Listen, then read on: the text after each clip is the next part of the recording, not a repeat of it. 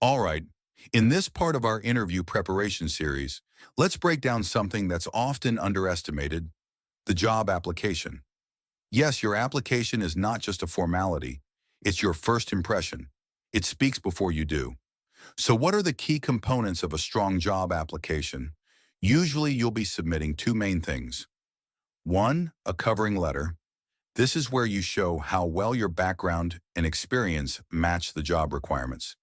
This letter should be clear, focused, and tailored to the job. No generic messages here. You want the employer to feel like you wrote it only for them. Two, your CV or resume. This is your marketing document. It needs to highlight your strengths, skills, and achievements in a professional way. Keep it well structured, easy to read, and most importantly, relevant to the role you're applying for. Now, sometimes the company might ask you to fill out a standard application form. If that happens, make sure you type it neatly, double check all spelling and grammar, follow every instruction exactly. Even small errors can hurt your chances. Here's something most people forget. If your application is successful and you're offered an interview, your response matters too. Send a positive response letter. This letter should confirm that you'll attend the interview and express that you're looking forward to the conversation. A simple, confident message can go a long way. Now let's talk about something interesting. Scheduling the interview. If the company lets you choose a time, use this chance smartly. If you're a morning person, pick a morning slot. That's when your mind is freshest. Try to avoid interviews on Mondays or Fridays. Mondays, people are still catching up. Fridays, they're already thinking about the weekend. Also, if you can choose your position in the interview schedule, that's even better. Here's the insider tip. Don't be the first. The panel is still settling in and they haven't formed a benchmark yet. Avoid straight after lunch. Interviewers might feel sleepy or distracted. And don't be the last. By then, they're tired, running late, and your session might get cut short. The best time? Second last for the day. By then, the interviewers are warmed up, comparisons have started, and you'll still get their full attention. Once the interview is set, do your homework. Get as much information as you can about the company, what products or services they offer, who their customers are, their structure, how the company is organized, the exact details of the job role, their company history and future goals. Why is this important? Because this shows you're serious. It helps you speak their language during the interview. You won't just talk about yourself. You'll talk about how you fit into their world.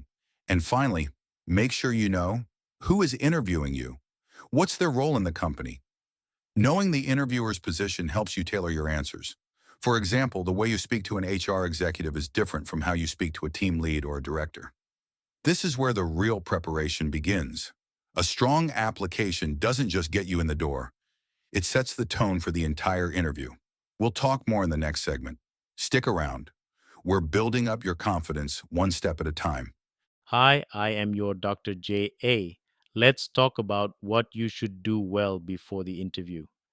This is the stage where real preparation begins. Many people underestimate this part, but remember, the effort you put in before the interview often decides whether you get the job or not. Companies spend a lot of time and effort while hiring, so it's only fair that you also put serious effort into your preparation. Interviews are not just about answering questions, they're about showing that you are the right person for the job. Many candidates go into an interview with negative thoughts. These thoughts are not helpful and can lower your confidence. Some examples: I'm too young for this role. I'm too old. I don't have enough experience. I have too much experience. I haven't stayed long in my last job. Maybe I'm not the right gender for this job.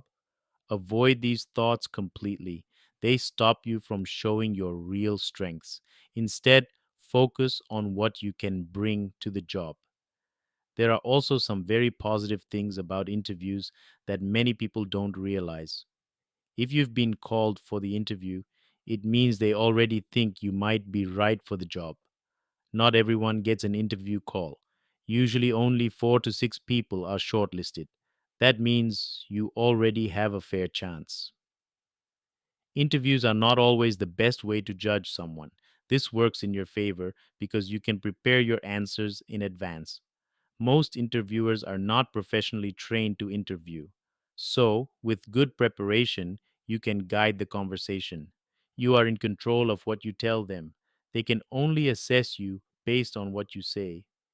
If you think from the interviewer's point of view, you can predict many of the questions they'll ask. These are advantages. Use them well. Many candidates don't get selected because of personal mistakes, not because they aren't good enough. Some common reasons: not able to explain your thoughts clearly, not able to show confidence or competence, not knowing your own strengths and weaknesses, speaking badly about your current or past employer, acting too aggressive or overconfident, poor grooming or untidy appearance. One important reminder: your CV helps you get the interview, but it's the interview that helps you get the job. So, how you perform matters a lot more than just what's written on your resume. Thanks for watching Energy Talks.